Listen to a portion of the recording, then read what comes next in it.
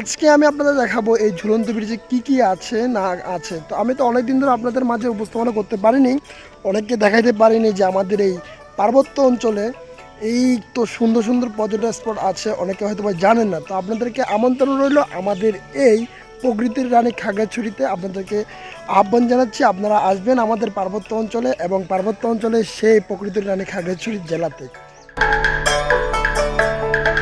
গত গত বছর আসছিলাম, আমাদের কাছে অনেক ভালো লাগছে। যার কারণে এই বছর এসেও আমরা গাড়িওয়ালাকে বলছি যে আমরা এই পার্বত্য যে পার্কটা আছে এই পার্কে হর্টিকালচার পার্কে আমরা আসব। সাজেক থেকে আবার ঘুরে এখানে আসছি আমরা শুধুমাত্র এই জেলাটাই আছে একটা পর্যটন টুরিস্ট এলাকা। এটা তো আমাদের বাংলাদেশের ভিতরে বিখ্যাত জেলা, সেই হিসাবে আমরা প্রতি বছরই চেষ্টা করি এই পার্বত্য জেলায় যাতে ট্যুর করার জন্য। তো প্রতিনিয়ত এই বছরও আমরা একটা গ্রুপ ট্যুরে আসছি, এবার প্রায় 20-25 জনের মতো আমরা গ্রুপ ট্যুরে আসছি। আসার পর আমরা এই এক্সপোর্টটা এই পার্কটাকে আমরা একটা গ্রুপের ভিতরে সবসময় রাখি যে আমরা সব কাজ সেরে আমরা এই পার্কে ঘুরে যাবো। তো প্রতিবারের মতো এবার এসে আমরা যখন টিকিট মূল্যটা দেখলাম যে 40 টাকা টিকিট মূল্য করা হয়েছে, এটা কিন্তু আসলে আমাদের পর্যটকদের জন্য একটু বেশি হয়ে যায় আমার মতে। তো এটা যদি আগে 20 টাকা ছিল, এই 20 টাকা হলে আমার জন্য ভালো হতো। আর পার্কের পরিবেশটা তো সবসময় ভালো থাকে, এখানে মনোমুগ্ধকর। তো সব কিছু মিলে আমি একটু টিকিটের জন্য পরিষদের নিকট বিনয়ের সাথে অনুরোধ করব যে পূর্বের টিকিট যেমন 20 টাকা ছিল ওইটা যদি করা হয় তাহলে সকল পর্যটকের জন্য এটা ভালো হবে এবং আমরা বিভিন্ন দেশ বিদেশ থেকে যারা আসি তাদের জন্য এই স্পটটা আরও সুন্দর হবে। অতীত আসছিলাম, আইসায় এতটুকু আনন্দ পাই না, এখন মোটামুটি রিল্যাক্স, খুব ভালো, অনেক উন্নয়ন হচ্ছে। আমরা আশা করি আরও উন্নয়ন হবে, উন্নয়নের ধারাবাহিক টিকে থাকলে এখানে পর্যটকের অভাব হবে না।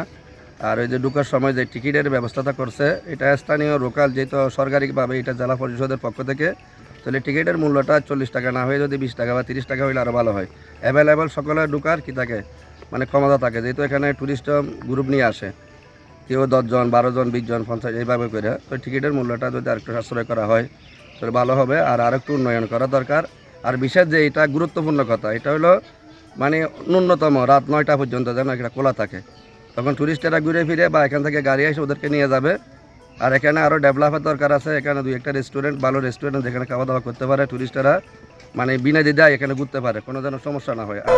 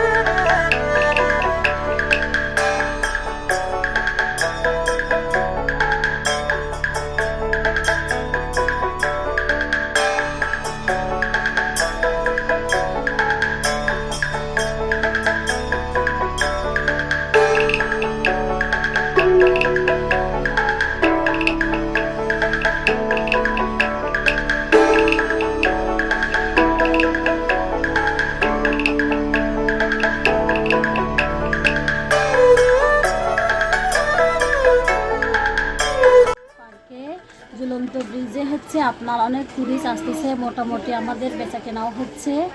আর হচ্ছে আর তাছাড়া আমরা কম প্রাইজে সেল করতেছি অলরেডি।